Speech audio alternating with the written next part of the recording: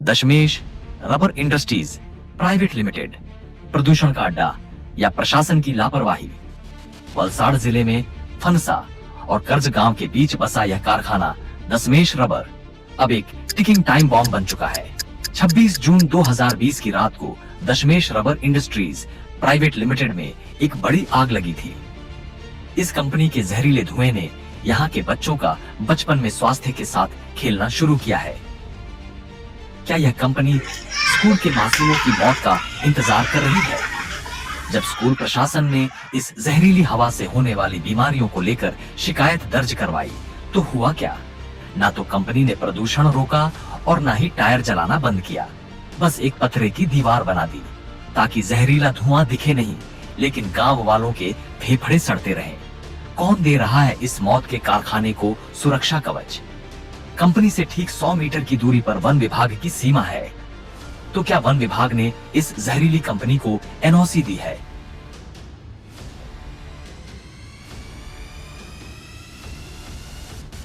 Go green पहल का समर्थन करने का विज्ञापन दशमेश रबर का सफेद झूठ। राजकोट गेम जोन और सूरत तक्षशिला अग्निकांड से भी बड़े हादसे का इंतजार कर रहा है वहीवटी प्रशासन।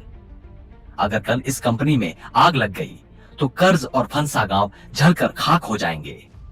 यह कंपनी जिस जमीन पर है उसकी एनए एंट्री रद्द हुई थी, तो कैसे करवाया उस एंट्री को फिर से?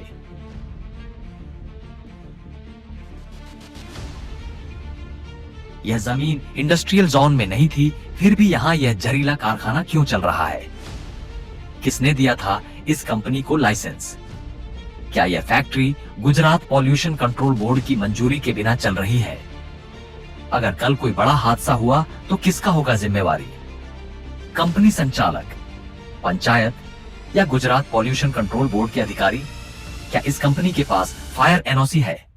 अगर नहीं तो आज तक इसे चलाने की इजाजत किसने दी? और अगर हां तो कैसे इस हालत में मिल सकती है एनओसी? इस गुनाह के गवाह और कौन है असली गुनहगार? इस जहरीले कारखाने के जल्द ही बड़े खुलासे होंगे और दोषियों को बेनकाब किया जाएगा। सबसे बड़ा सवाल, क्या गुजरात सरकार और प्रशासन इस स्थिति में इस कंपनी को चलाने की अनुमति दे सकता है? आपकी राय क्या है? कमेंट में जरूर बताएं।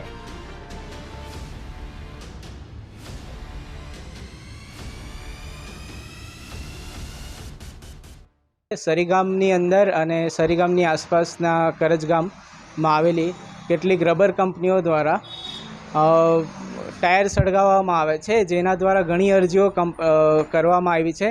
ટાયર કંપનીની બાજુમાં જ પ્રાથમિક શાળા આવેલી છે। પ્રાથમિક શાળાના પ્રિન્સિપલે તેમજ તેના આસપાસના રહીશોએ ઘણી અરજી કરી છે, છતાં પણ કોઈ નિકાલ કરવામાં આવ્યો નથી અધિકારીઓ દ્વારા, જીપીસીબી તેમજ સેન્ટ્રલ પોલ્યુશન કંટ્રોલ બોર્ડ દ્વારા।